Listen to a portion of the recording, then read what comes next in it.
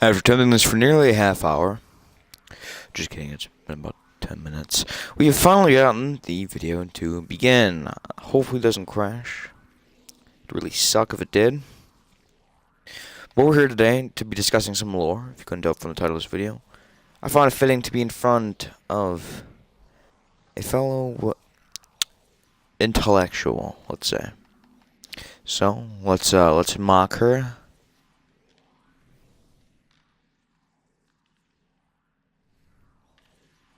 We're going to stand here. Hopefully we're going to gain some knowledge here. So we're going to hop into this. Today we're going to be reading from the Light lore tab. Specifically, the Ghost Stories. Let's begin, shall we?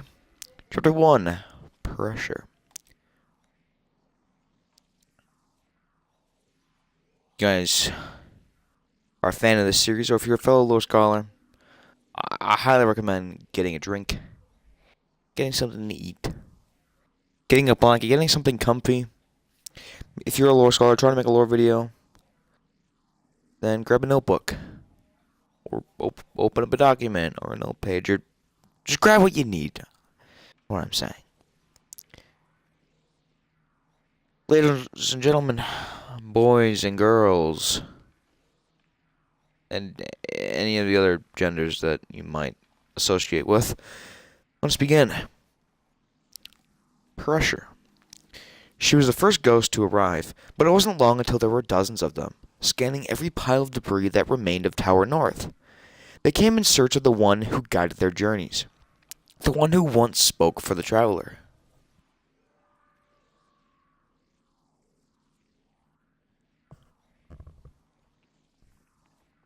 One second, everyone.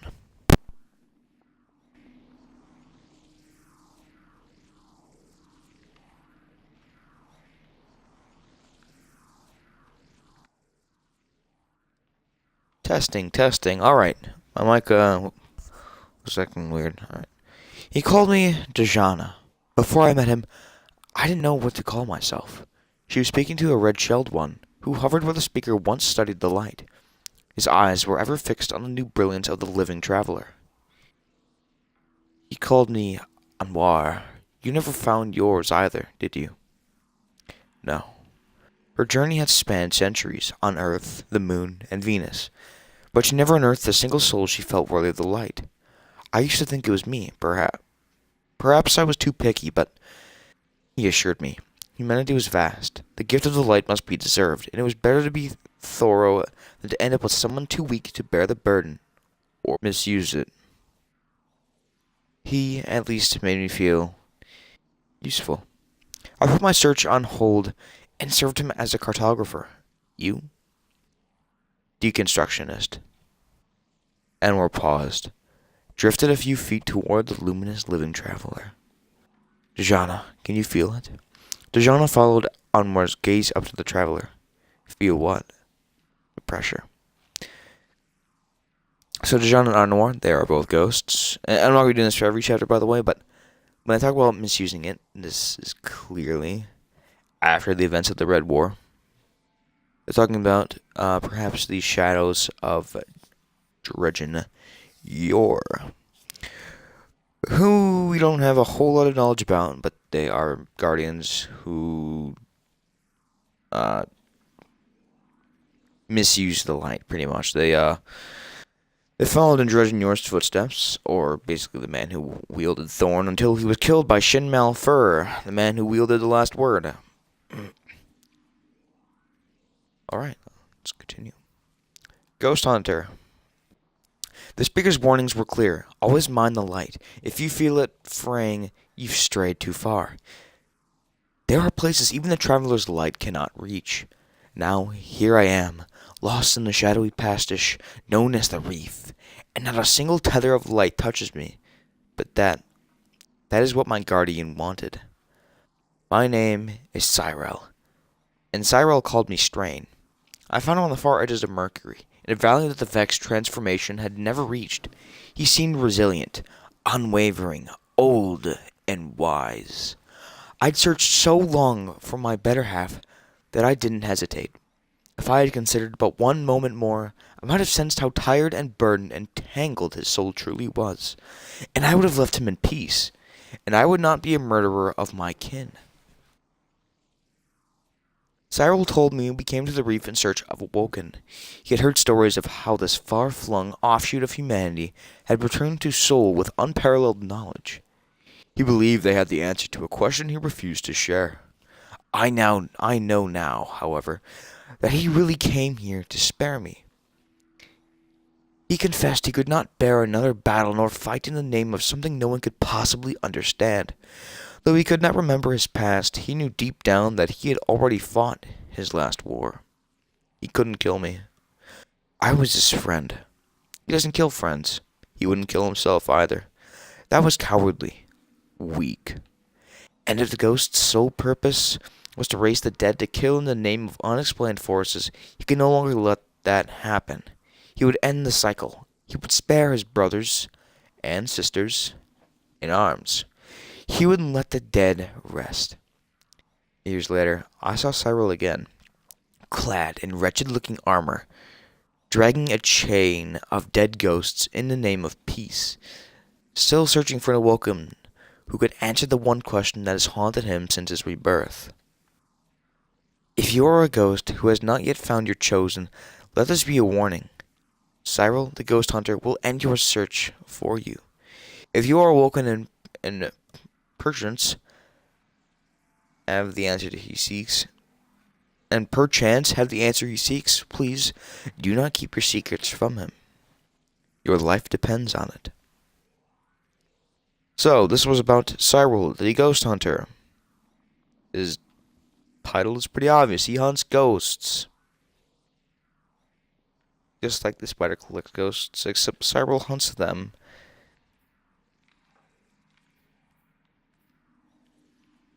The chosen's choice. She focuses herself to resurrect him once more. Only this time, she hesitates. She looks around, taking in the human carnage surrounding her. She thinks back to their arrival into this village, how his population lauded him and showered him with gifts, begged him to stay, to defend them, to keep them safe. At first he seemed reluctant, but the longer he remained, and the more fallen he slew, the more they praised him. That praise emboldened him. He grew expectant, addicted to their exaltations and gifts.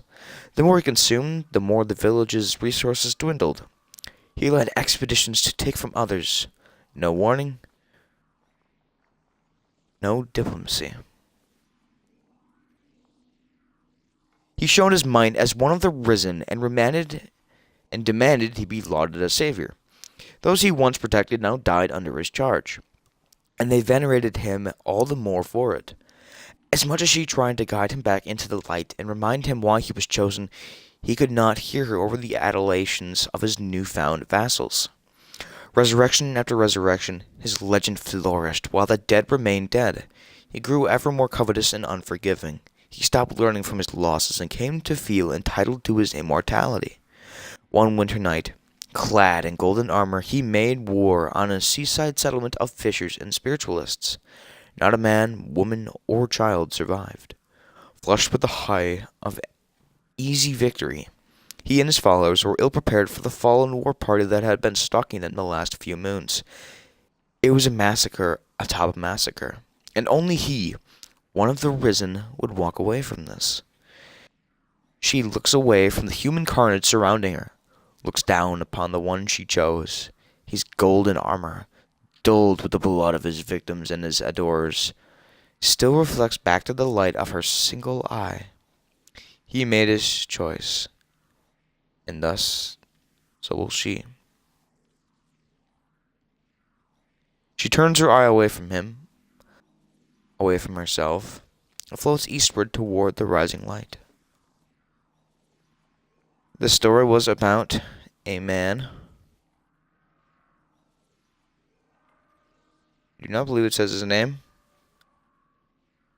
It talks about one of the chosen, or a guardian, when it refers to chosen or risen, it's talking about a guardian, one who has been chosen with the light, one who has been risen many times from death. But this one was corrupt and fought not for the safety of the city or the protection of the traveler, but for his own free will, for killing, for loot, and so he could be more of an idol in his adorer's eyes. We continue. The we before us. I remember the moment we were born. There was pain and loss and a feeling of falling. But was this the end? The shadows gathered, colored bruised purple and gray in our fading consciousness. Our shell cracked and splintered. Parts of us were lost or carried away. We felt those wounds, jagged and sharp. We could feel them still, attached by a gossamer thin strand of understanding. We felt the garden with no blooms, a valley shrouded in gloom.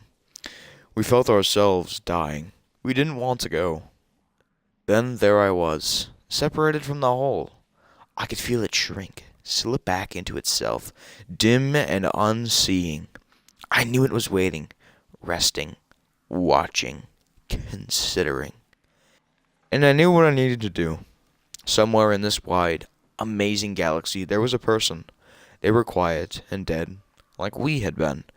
But I could bring them back. I could share what was inside of me, this glorious warmth and life and breath and being. Together the person I would do what we, the we before me, could not. I wrapped the spark that was me in metal and glass. A tiny bit of something that reminded me of the home we had shared. Then I set out to find my person, the keeper of my light.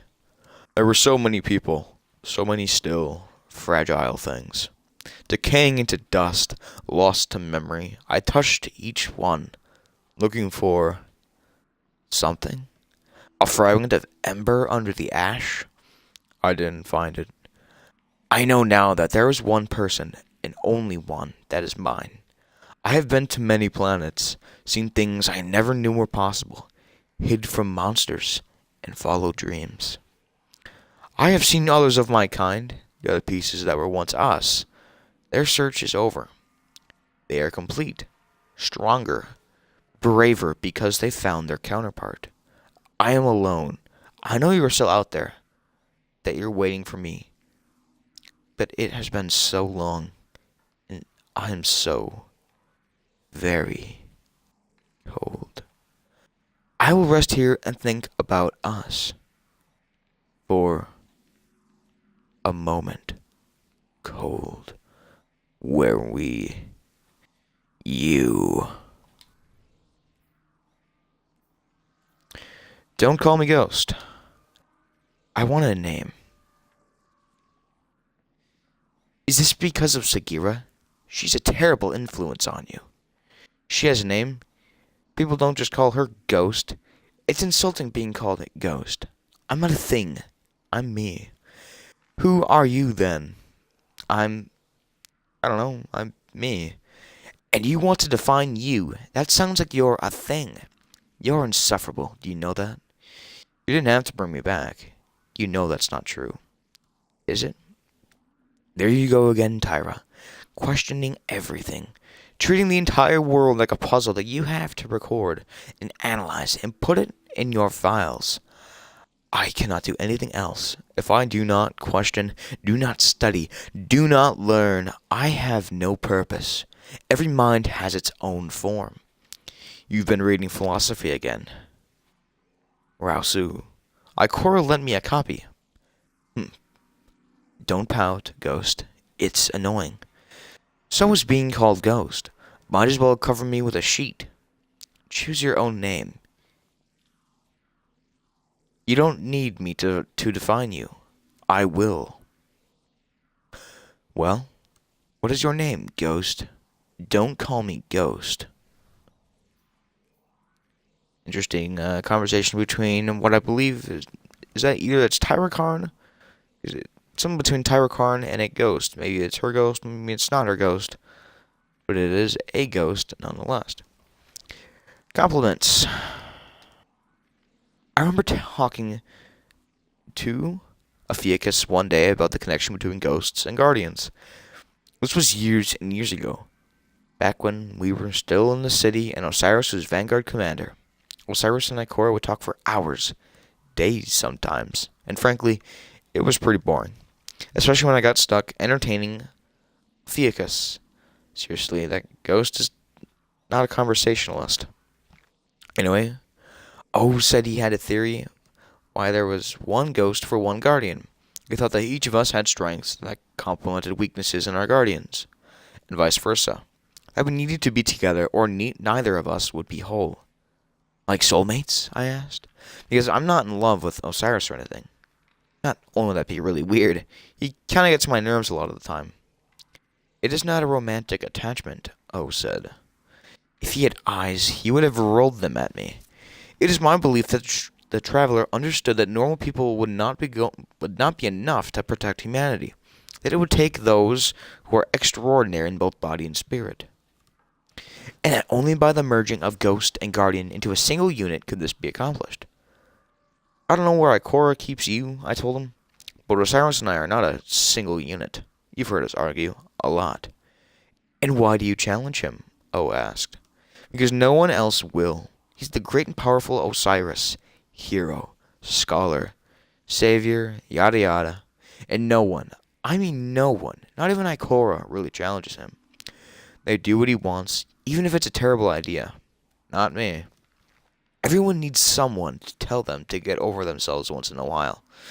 Especially Osiris. Would you say that is a strength that complements a weakness? I didn't answer. I hate when someone else is right. Good thing it doesn't happen often. All right then, smarty ghost, I finally said. What about you and Ikora? You're both rigid and stuffy. Read too much. I'm a calming influence. I encourage her to think before she acts, and not to let her emotions get the best of her. I couldn't help it. I cracked up. It actually took me a minute to get under control. Ikora, I said, laughing so hard I could barely talk. Have you met Ikora? All she does is think. You don't know her at all, Ophiuchus told me.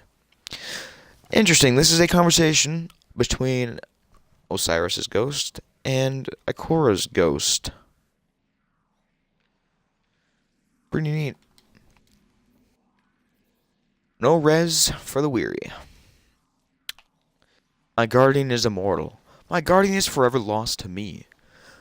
He boarded the derelict Almighty with his fire team, hoping to salvage Cabal's secrets from the Star Murderer. I should have seen the trap. Was it Cabal? Was it some Vex infection from Mercury? I don't know. It's all my fault. I remember how the moment of activation felt like falling. He lunged for the center, crying out to his friends, I'll disarm it. He is still lunging. Fly to the Almighty and you will find him there, caught in the amber of slow time, reaching forever. I have observed his motions carefully. He will arrive at the mechanism and deactivate the trap in only a little more than 50,000 years. I cannot resurrect him. I have tried so hard. The city's warlocks and Thanatonauts answered all my desperate questions. Even when I began to ask if he could be destroyed, at least if he were gone, unmade, then I could make him again.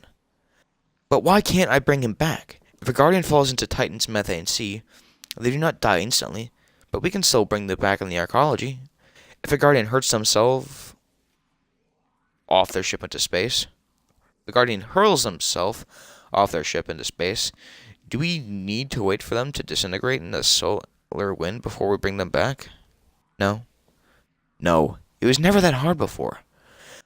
I see him right there, and he seems so close. All I was ever meant to be was his ghost. But all ghosts know there are places where we cannot bring our guardians back to life, and this is one of them. Why? Is the darkness gathered against us here? Is the light too weak? I think I know why. Some share my theory. What do we do when we bring our guardians back? What is the magical heart of the process? Are we like the city's probability kilns, twisting the quantum vacuum in our favor to yield matter? Perhaps. Perhaps. But certain members of a cult I shall not directly name have their own specific interpretation of this process.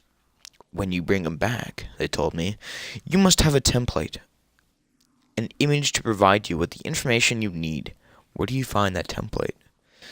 Simply in a neighboring timeline, a place where he is still alive and intact, and wherever there is great danger, wherever the probability of death is too high, then those timelines become scarce and hard to reach.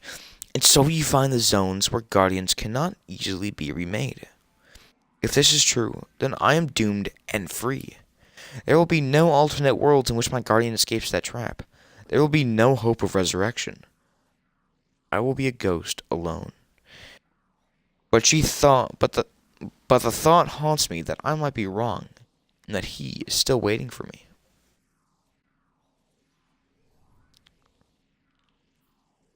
Confession of Hope, Part 1. The choice haunts me. It was not reasoned. I let emotion get the better of me. The fallen had moved on, and the few survivors were huddled close in the dark of a cave, muffling their heavy, quick breaths, stifling their sobbing. When I found them many nights before, I also found a renewed purpose. I had traveled these dead and dying worlds for longer than I cared to remember, all the while in search of a spark worthy of ignition. Over time I'd grown weary, but in the small band of survivors I found hope. If I couldn't find a lost soul worthy to be touched by the light, then I would find another way, a smaller way, to be of service. I would lead the small gathering of desperate men, women, and a single child to the growing sanctuary beneath the traveler. If I could not find a hero to challenge the darkness, I would be a guide to those in need of salvation. It took some time to gain their trust. I was odd. Other. They thought I was an angel. I told them I was not. They named me Tianchi. I did not object. The child marveled at me. Still too young to speak, much less comprehend, but he had a presence that was a burden and a boon. His parents did all they could to nurture him, protect him with the aid, comfort, and care of their traveling companions. Once strangers, now bound deeper than blood by their shared experience in this new life after the end of the world. On that day, and in that cave, huddled in fear as the fallen skiff's roar faded over the tree line, the mother wailed, a sound I had never before heard and hoped to never hear again. Such pain, such sorrow, grief, suffering, loss. Her cry echoed through the forest, her husband weeping, and on the edge of breaking down simply held her, and the dead child in her arms. The others tried to calm her, out of fear that the fallen would return. The attack had been swift and brutal. 20 dead, only 9 survivors here in this cave. I watched the tree line, anxious and afraid. The mother's pain filled the space between the thick trees. I turned back to her and saw it for the first time. The child's spark. Faint, but there. This little boy was not my charge. Those selected to return were champions. This child was so small, so frail. What devotion had he shown? What bravery? What had he sacrificed? But a thought lingered. Was it not my purest purpose to deliver hope? Every hero raised fought not for themselves, but for the whole of humanity. If saving one life, if redressing this one terrible loss, was not a worthy cause, what was? I watched the mother, as she cried. I felt myself expand, felt the light that was me intensify. In a way, it was outside of my control, as if something had reached inside of me and flipped a switch. A beam erupted from my core and bathed with light the child's small, broken body. A second passed, and he began to cry. All fell silent. The traveler's gift had been given. A child returned, and with him the beginning of my journey's end. Did I do the right thing? Would the child grow to reach his peak physical self? Would he, like all returned, be ready for the worst to come? But then a thought came over me, what I had never before considered. Maybe death would have been better. Had I saved the child, or doomed him? As his cries echoed, the survivors looked on in shock. There was joy in their silence, wonder. I looked down on him, and pride began to well inside of me. I had done what was right. That was then, only months ago, but long enough to seem a lifetime. Now the fall on our back, and we are running, and I fear the promise of a gift given is far from enough to save us from a pirate's blade. Fragment of the last transmission from an unknown ghost. Now, this is pretty strange. Does this mean that child killed this ghost? Or do the fallen come back and attack? This is part 1, so there should be another part. The Watchful Eyes is the next part. I've made my peace. If my other is not out here somewhere, if my guardian can't be found, then I will find ways to be of value to the greater good. It's been cycles since I told myself to be useful in any way possible. But it is a mantra I repeat, a constant reminder. If I have no other, my actions must be enough. If I have no other, I will become the hero I cannot find. It sounded noble at the time. Turns out nobility is the kind of thing that places the well-intended in harm's way. And apparently I'm fine with that. Maybe we all are. Maybe that's what makes us heroic. Accepting risk as a consequence of doing what's right. I've been tracking fallen crew movements along the edge of the EDZ for some time, careful not to venture too deep into their territory. After all, I'm only one ghost. Without a guardian, I'm no use in a fight, but I can watch and learn and report. I can find my own ways to combat the enemies of the light. All ghosts keep an eye out. We chronicle and share the highlights of our travels. It helps us in our charges navigate the frontier. Though, the vast majority of these wild lands remain unexplored. The only difference between the ghost I am today and the ghost I used to be is my focus. Whereas I used to be driven solely by the need to find and sync with a guardian. I am now fully dedicated to spycraft, the art and execution of information gathering. And I am not alone. There is an entire network of ghosts like me. Should we find our others, we shall rejoice and shift our mission to serve as the right hands of the true warriors of the light. Until then, we move swift and quiet through the vast winds of the frontier, scouting our enemies' movements and cataloging their every action so that the vanguard and others may better assess and confront the dangers beyond the last safe city. We are small, we are few, but we are brave and we are heroes. Link, an unconnected ghost, part of the Vanguard's covert spectral network. So this particular ghost story was about a group of ghosts called the Vanguard's Covert Spectral Network. The Vanguard's Covert Spectral Network is a network of ghosts who are without guardians, but still serve the light by basically being spies. They go around to gather intel and report it back to the Vanguard. Pretty interesting. Maybe I'll make a separate lore video just on this. However, I'm not sure if this ever comes up again. Into the fray. She wasn't ready, but I had no choice. The Cabal mining rig was set to scorch the earth and then churn the soil to get at whatever they were after underneath. Problem was, my guardian, the one I had spent a very long time looking for, was lying dormant in their path, a lifeless husk in need of a wake-up call before her remains were atomized, and I was left for eternity without my chosen. That I'd found her seconds before the Red Legion's survey team arrived was unfortunate. But I had to do what I had to do. Some risks, after all, are worth taking. It was now or never, and besides, there's no timing like bad timing. I opened myself up to the Traveler's gift and enveloped her in light just as the mining rig settled. My new guardian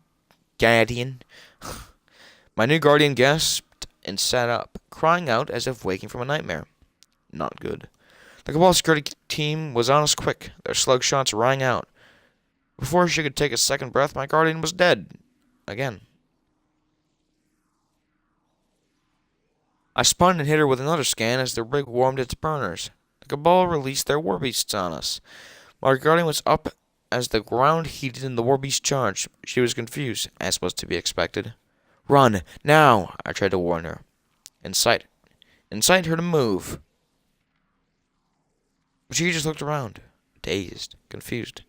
Then she saw the beasts. Instinct, as it turns out, is a compelling motivator.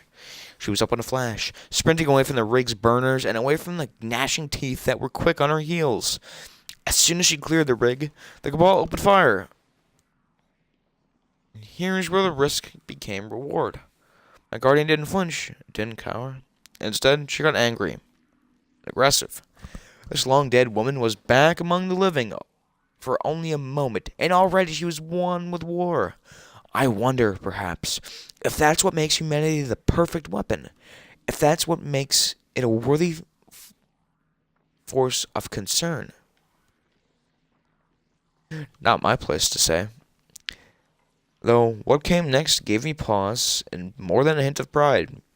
My guardian charged the nearest Cabal, a creature of war she had never seen, a hulking brute in thick-plated armor. She ducked and dodged, left to right and back again to avoid slug fire. A warbeast lunged, clamming its jaw on my guardian's forearm. She yelled. The Cabal laughed. The other warbeasts closed in.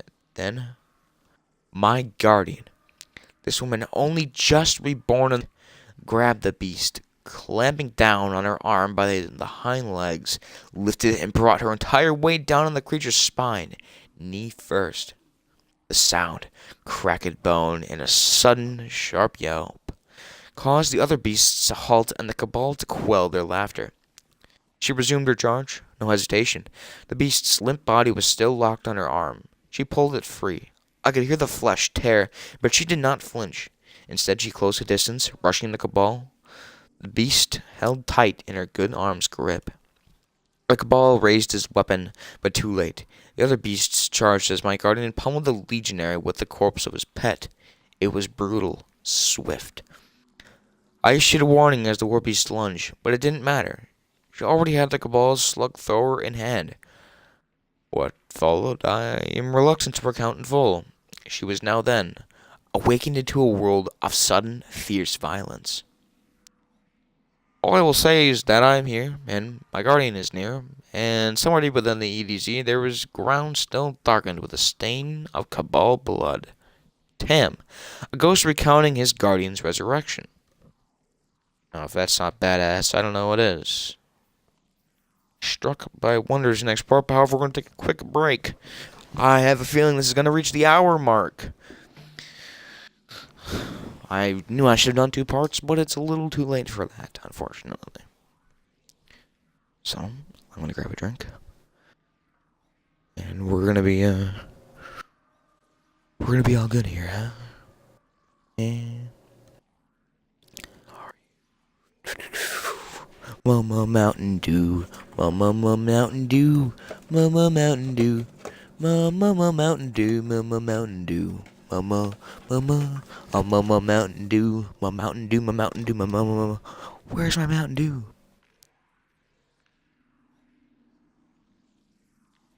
Where's my Mountain Dew? I keep it in the microwave. Oh god, my you guys didn't hear anything, by the way. Alright, just kidding. Let's go ahead and move on. Struck by wonder. I look upon them, and I am struck by wonder. All they do, all they endure. Not a single one asked for this. The second chance. And when they woke, when the light hit their eyes, in that first instance upon their return, they were welcomed into a broken world.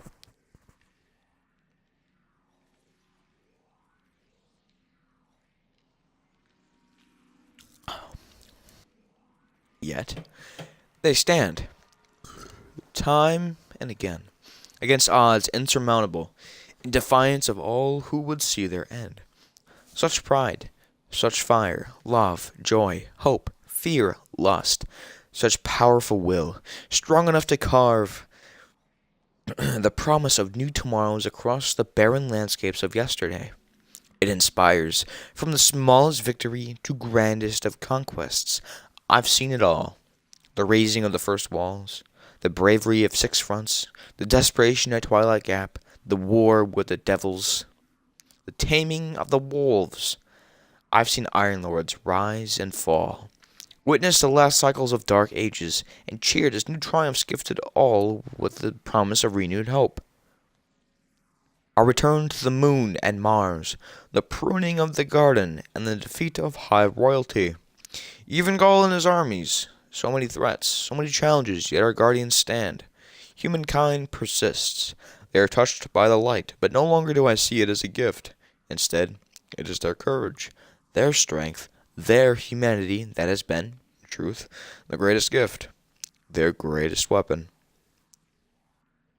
This thought brings me joy and a bit of peace amid so much chaos, and I find myself asking, often and with great anticipation, where to next? Observations of ghosts named Kaiser on Guardian Inspiration.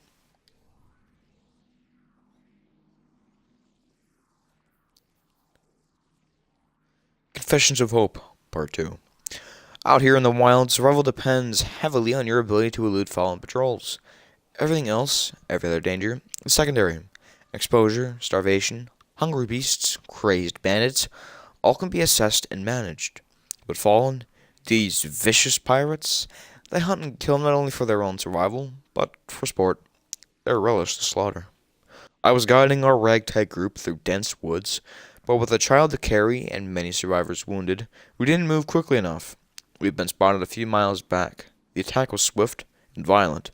The child's mother fell almost immediately. His father foolishly, though maybe it's best to imagine he was brave, let his grief and fear get the better of him. He ran to her aid, but there was none to give. Now he is gone as well. Two parents dead. One orphan child gifted in ways he can't yet understand. Others grabbed the infant and fled. He cried, confused and frightened.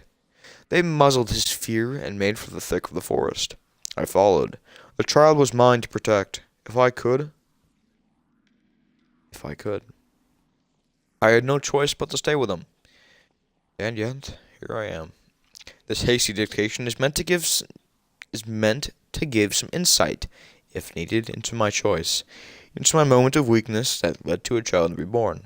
I'm recounting as I flee, so mind the clipped nature. This truncated plea for understanding and a brief history of what happened here. I will send this message on signal to any ghost who might hear. The fallen are on me. I have run from the pack to lead them away. Should I survive, I will return to the child. Should I fall, he will be left to others to raise, and will ever have only the 1 second life to give. I left him in the care of a terrified man and woman, but they are smart and caring. They have courage, but know when to run, when to survive. They will stay hidden until the fallen are away. My light serving as a distraction to lure them as far from his humans as I can. I made my presence known to the pirates and darted from the last of the survivors. Made myself a target to buy them time, but that time is short. The fallen are close now. And closing. I can hear the bark of their war cries. I can feel the spark of their blades. They've long since learned that to kill one like me is a future problem solved. I am not sorry for the choice I made. The child gave hope, though fleeting. What comes next for him is unknown, but there is promise in him should he find sanctuary, should he find guidance. This is not a confession. This is my hope. This is my fragment of the last transmission from an unknown ghost. A Hero Requiem.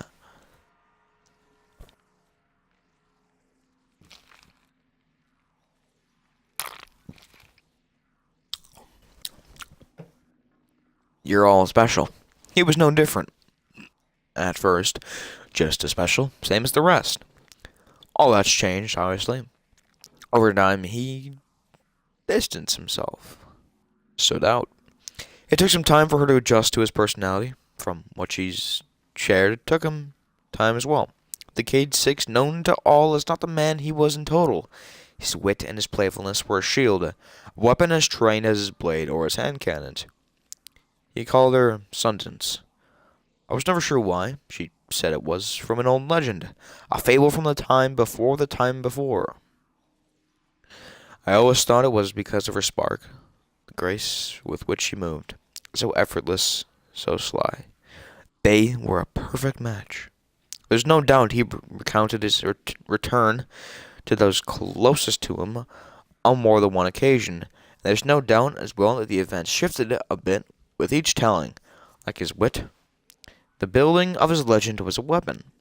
For those who don't know, for those who are not lucky enough to hear the tale of Cade Six's first from his own mouth, with that charm and the way he acted out of his favorite parts, complete with sound effects, here's one telling. It's a recording from cycles past. It's not the whole story, but where Cade Six was involved. Nothing ever was. Boom! I wake up, groggy, confused, hungover. It's the same for us all, so that initial shock is nothing new. Sundays is in my face, and I'm freaking out. My brain works, but I don't remember a thing except that I seem to be a functioning life form. I'm human. I'm a man. And then my mind starts reeling 1,000 miles a minute. Boom! Boom! Boom! Like I'm downloading the Idiot's Guide to Basic Human Existence. Cool, great. Still can't remember anything. And I sure can't wrap my head around the talking, floating magic robot orb thing jabbering in my face. I'm freaked. So I freaked. Smacked her to the ground, hard, and I ran. I'm running. She's running. Or, whatever she's doing. She doesn't have any legs. She's right behind me, going, wrong way, wrong way. She's screaming. I'm screaming. Whatever she's yelling, I just keep running. It's night. Did I mention that? It's nighttime. My eyes are still adjusting. So I'm running. I'm running. Can't see. Can't remember. Scared to death. Confused as all get out. And then I fall. I'm straight up falling. Just like that, I ran. Right off a cliff. It wasn't a short drop. I bounced so many times. Fell each and every one till I didn't. Till it all went black again. And then, boom! I'm back. She got me right up on my feet. Just like she always does. And that, my dudes, was the start of a beautiful friendship. Most haven't heard that story, and in listening, you hopefully were looking for any definitive truth of who he was as a man or a guardian. That's not what the story's for. Its purpose, now more than ever, fits nicely into the armor Cade wore best. He thought it was funny, and now more than ever, Cade would want us to laugh. Shiro 4's ghost at a gathering in Cade 6's honor. Shiro 4. Well, I don't think we've ever actually had any references to Shiro 4 in Destiny 2. That's pretty cool. Well, why didn't we ever see something like a final farewell to Cade 6?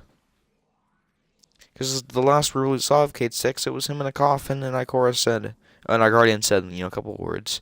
Uldren's out of his mind, walked away. Don't know what happened to Cade. What happened to that one statue of Cade you're supposed to get in game? Is that hidden somewhere? Did someone find it? Am I just stupid? Probably.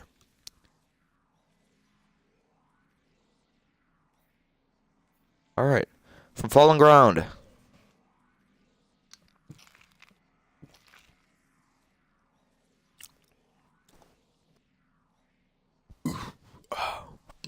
Excuse me. I am quiet. I am not here. The fallen cannot see me. They cannot know me. I am not a shadow, but I move among them.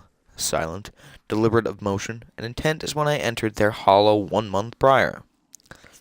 I used the light of day to mask my own, because the forest here is barren. It's a dead place, to and fro, a constant buzz as the scavengers go about the business of stripping this world of its old glories. And I watch, I learn, I record and preserve. Living is my obsession. Every word, even though I'm not versed in their nightmare tongue, but others are, and they will decipher it. They will find the secrets hidden within. Secrets are like weapons, and I am an instrument of their unmaking. They are enemy, they are cruel, and I will learn and share, and they will be undone. What is that shouting? I am deep now. No telling how far in. I have tracked each meter, mapped every path, but this maze is ever winding, and their cheers now echo, violent with joy, and I hesitate to investigate as I am entering unknown corridors, thick with security. Yes, this is a special place, a holy place, a mechanized place, and the shouts merge with screams, and the grinding of gears, and the joy joins with pain. There is suffering here. Punishment. A, a, a ritual?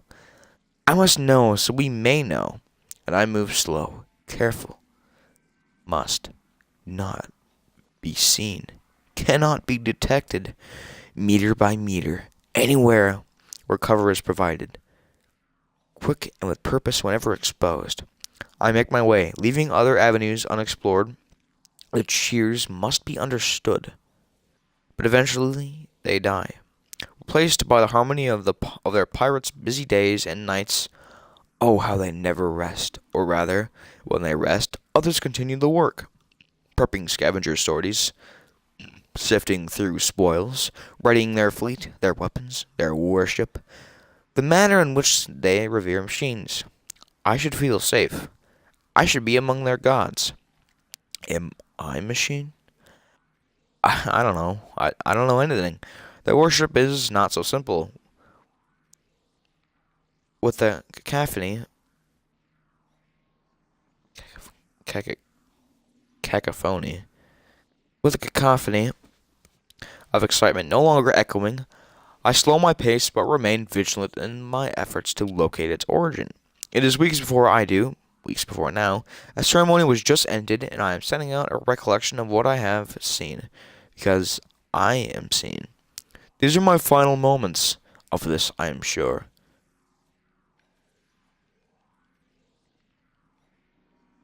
The ceremony is combat, ritual, and fury. It is a pit and an arena where the lesser and unworthy must prove their value or suffer and die. Oh, how they fight dirty. Oh, how they fight to survive, or to thrive. In this pit before the eyes of an Archon, shamed Elixni may redeem themselves, lesser pirates may improve their station. A dragon to a vandal to a captain to... This is their forge, their place of judgment, their trial before their betters. This is what we are up against, kill or die, thrive or perish. They have no use for the weak, and they watch and cheer and scream as their Archon looks on. But I have become careless.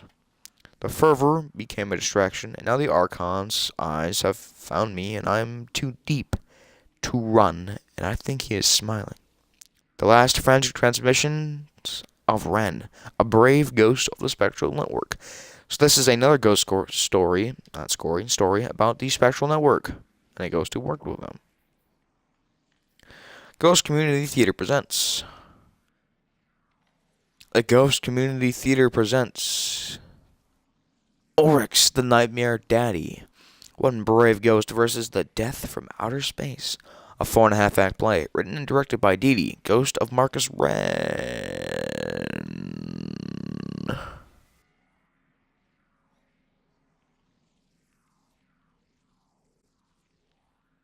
Marcus Wren. Starring Marcus Wren as the hero's ghost, Dee the ghost as the guardian hero.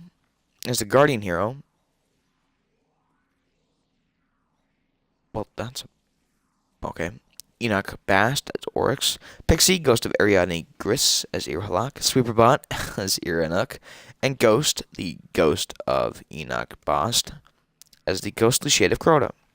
See the play that Commander Zavala calls an insensitive and disrespectful travesty of a production with truly abominable prop design, an insult to the art of papier-mâché. The eponymous ghost himself calls it, is this supposed to be me? Oh no. Ghost, the ghost of Tavarkarn, calls it a 4.5-act structure, but that makes no...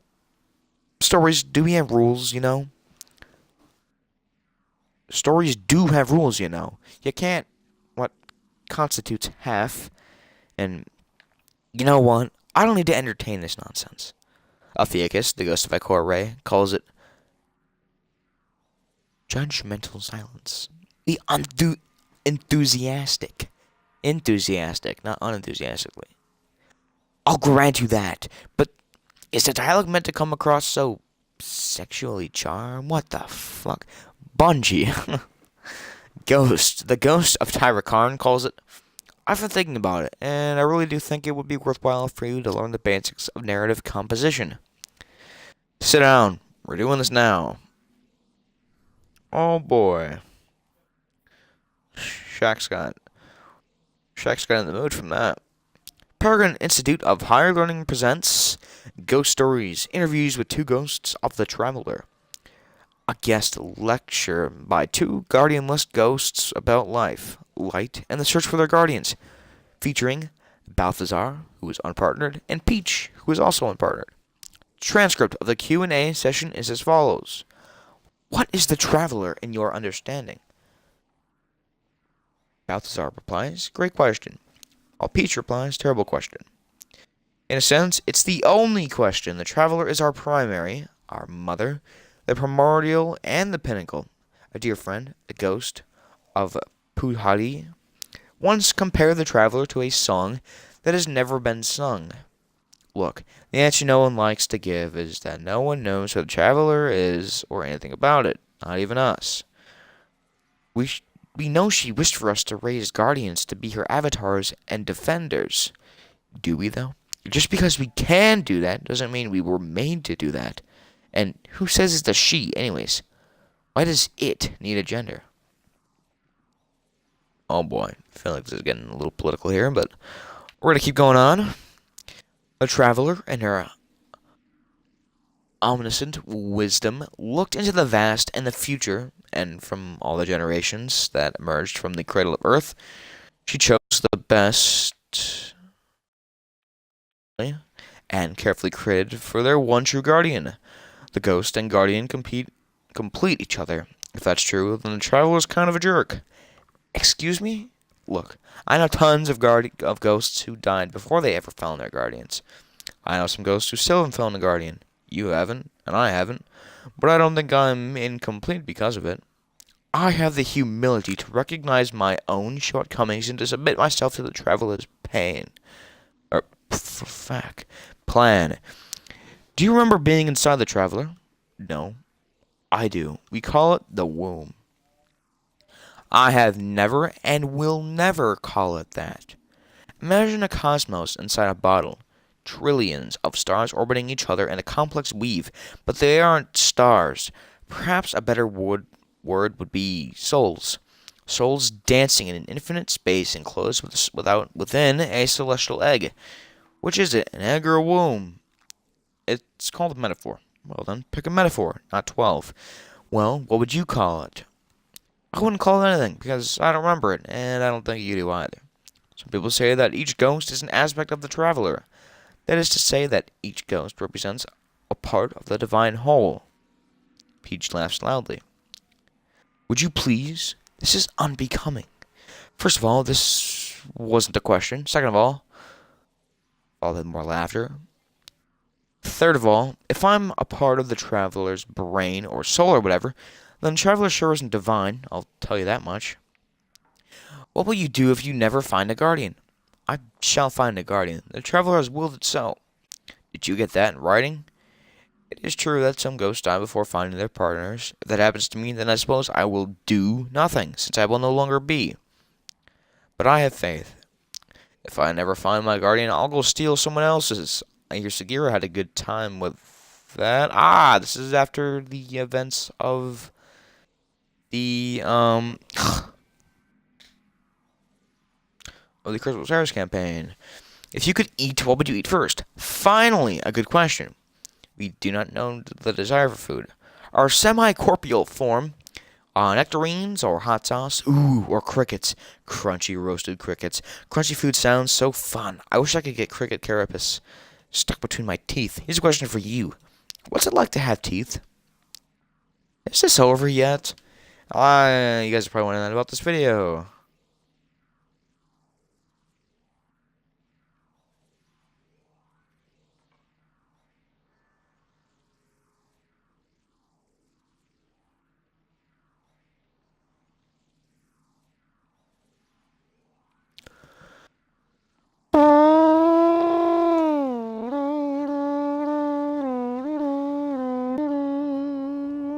Okay, our Protector of Ghosts is next. From Micah 10 to Tallulah Fairwind.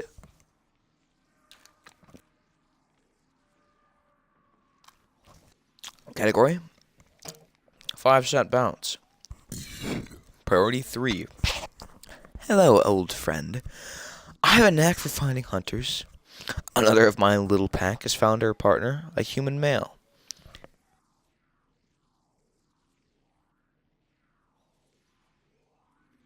And now the two of them are coming to you by watercraft over the Pacific.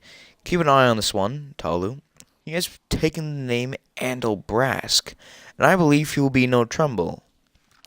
Quick thing to mention. Andal Brask was a good friend of Cade 6 and was a notorious hunter. He was the hunter vanguard before Cade 6 and was killed by Tanix the Scarred. But perhaps all this travel has made me sentimental, for when one of my ghost wards finds their guardian, I am sad because my pack grows smaller. I miss them when they are gone. Now I am down to one ghost other than my own. Pup, we call him. The runt of my metallic litter. What the hell? Yeah, so ghosts can reproduce? Oh, that's weird. Oh, how does that... we're not going to get into ghost anatomy. Pup has yet to speak, but always his little blue eyes searches for his guardian. I plan to resupply the Cosmodrome and then take Pup north. Those steppes are uncharted territory, except by that lone wolf, Connor. My correspondence with him is regular in the outbound direction. I consider myself lucky when he answers every 5th message. Still, you and I both know his intel is good. No one else knows old Russia like he does. Perhaps in the Cosmodrome I will find a ship capable of breaking atmosphere, though there is much of this Earth I have yet to see. I have come across more than a few ghosts who believe their guardians are off-world, waiting in the Golden Age ruins of Freehold and Ishtar and beyond. Some of these little lights have decided to brave the null on their own to reach their fated partners.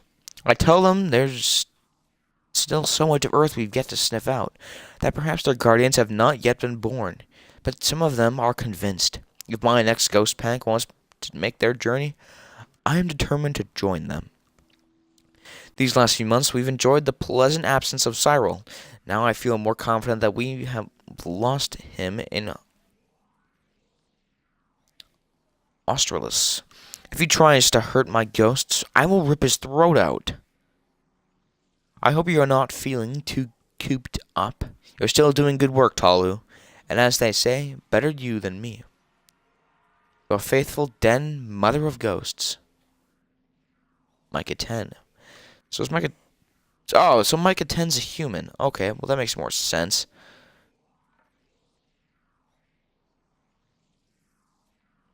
Not really with a ghost reproduction, but I'm just no.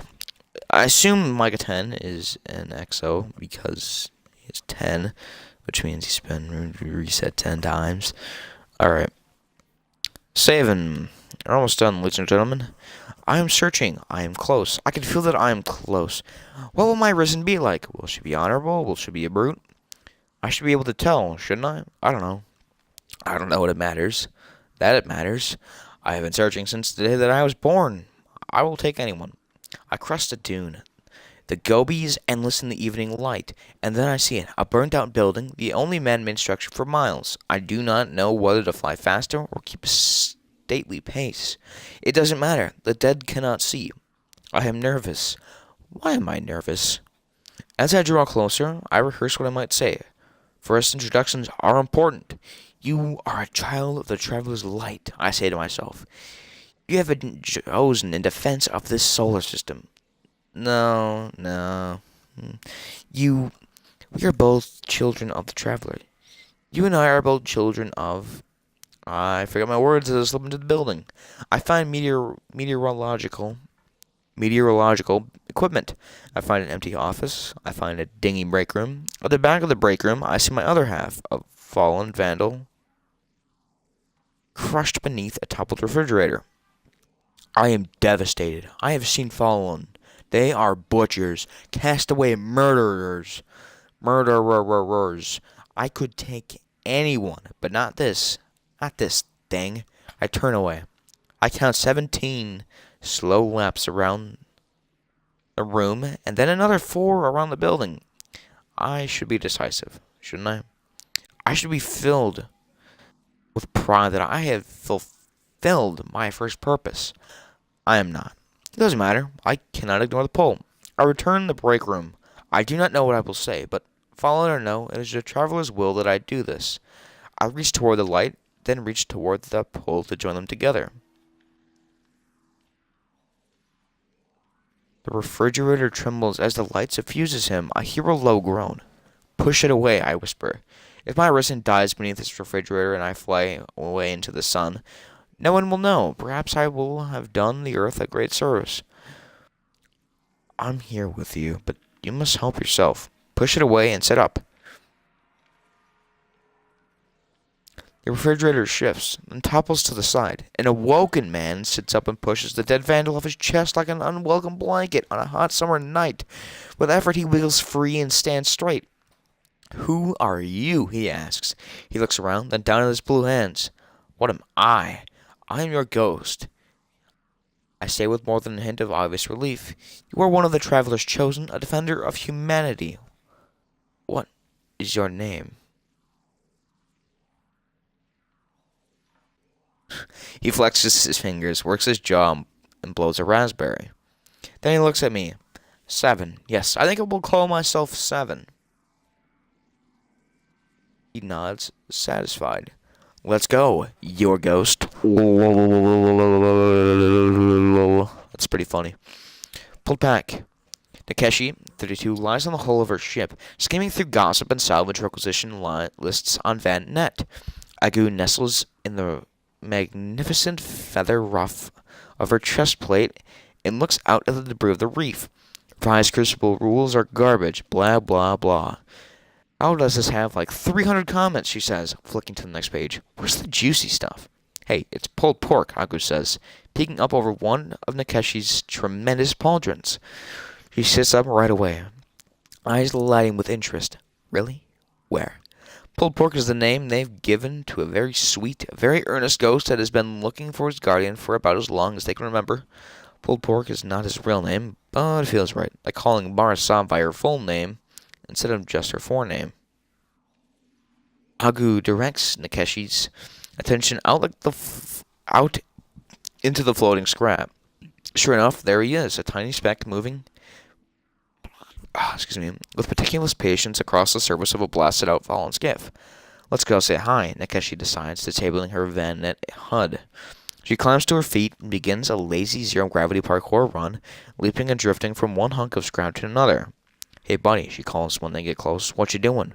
Pulled pork finishes up a scan of a floating piece of concrete and rebar, then turns toward them. I'm looking for my guardian, he chirps. That's nice. You gotta find him in that rock. You never know, Miss Nakeshi 32. Maybe my guardian is very small. Maybe. I guess she agrees, but you may want to consider scanning the dead, bud. That shell's pretty snappy. Is it new? It's reef purple, with a flower-like silhouette and silver detailing. Yes, it is. It was a gift, and thank you for your suggestion. I have considered it. I do often scan the dead. I also scan other things. I like to be thorough. Pulled pork bobs in place politely, almost bowing. Please excuse me one moment. He turns to scan a piece of warped plasteel. They watch. Nakeshi shakes her head. Oh, leave him alone. Agu whispers in her ear. If he goes through every bit of scrap in the reef, he'll find someone eventually. Sky knows there are plenty of bodies and body parts floating around here. Yeah, we said that when we found him on Mars, and that was before Twilight Gap, Nakeshi replies. Well, with that in mind, let's check on him in a couple of months. Who knows, maybe I'll get lucky and find the greatest guardian of all time. Shoot, you have found the greatest guardian of all time. 4 more. Who guards the guardians?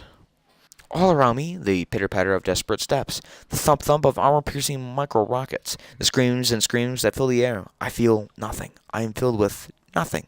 Just frozen, empty, soulless, lightless. The Red Legion has come and taken it all away. Eventually, the desperate steps diminish. For a few minutes, the last city falls silent. Then, the low growl of their breathing, the clanking metal of heavy slug throwers against their crimson armor, the tremors of their heavy booted steps as they draw near. Thud, thud, thud. Mortals ask themselves the same question all the time, that question about meaning, about their place in the universe, but we don't. perhaps at first as we try to make sense of the day the traveler pushed us free from itself. But no, not anymore. We know our purpose and why we're here.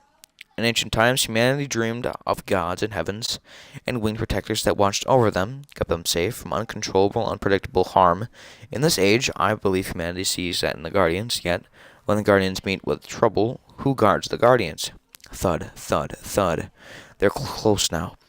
If they think I'm not going to stay by my Guardian's side to my own bitter end, even though she's already met hers, they're deathly mistaken. I am meant to do this. My light will return. She needs me.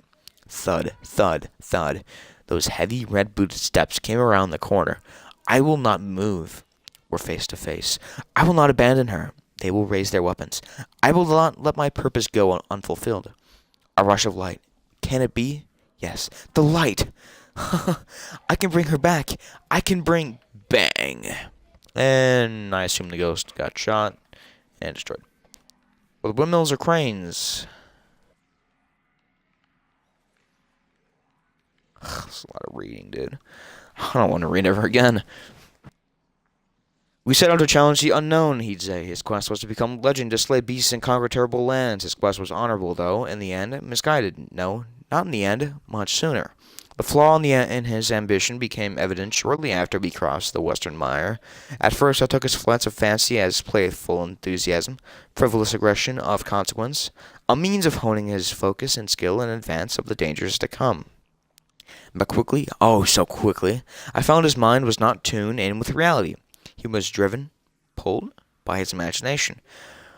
Where any other would see the crippled ruins of an old-world crane, the snap length of its long arm creaking in the breeze, he would see a demon, and in the cutting shrill of the swaying metal's cry, he would hear a monster's ravenous shriek. He had long talked of the adventures of his life past. I am an anomaly, he would decree, the lone guardian whose past rings true, whose history is his guide. He spoke about that dead life with such passion and such detail. I not only wanted to believe, I did. But as he charged the crane's age-poked carcass, I knew a truth that had haunted me since the carving of the wicked wood. Some months gone. He was broken. His mind unsettled, his truths unfettered by fact, unbound by reality. He had named the wood, as he had the howling hills, the dead man's crevice, the Gorgon's maze. He named the Gorgon's maze. All mundane landscapes marked as hazards to be conquered, enemies to be slain, as he weaved a mythic tale of his own grand, and as I would find delusional design. In the hills he slaughtered wolves, he called them hounds of hell. In the crevice he burned the remains of long-dead survivors, he called them foot soldiers of the Necro King. Down in the maze, he covered his tracks so that the stone mother would not and could not follow. He did all those things, and none, because none of those things were true outside of his frying mind. The wolves were simply rabid, the bones no threat beyond a reminder of all we'd lost, the maze, just a canyon, one way in, and one way out, a straight shot through. As the crane fell and my guardian issued his killing blow, he laughed and then turned to me. His eyes, I could see he was gone. The one I returned all those cycles past, replaced by a hollow shell filled with madness.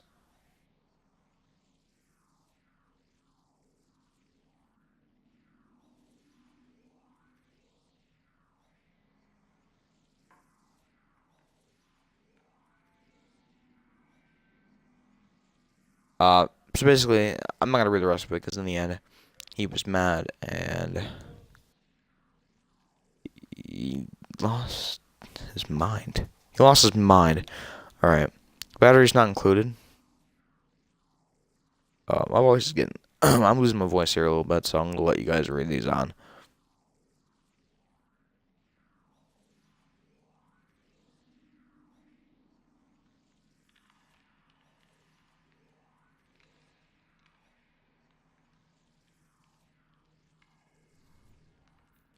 Alright, and the last one. Sorry for the little long video. This was way longer than I expected. I know it's gonna be long. But still, thank you everyone. We'll see you next time. Hopefully you guys learned something. If you guys watched the entire thing, You guys must be insane, but thanks anyways. Alright, later, guys.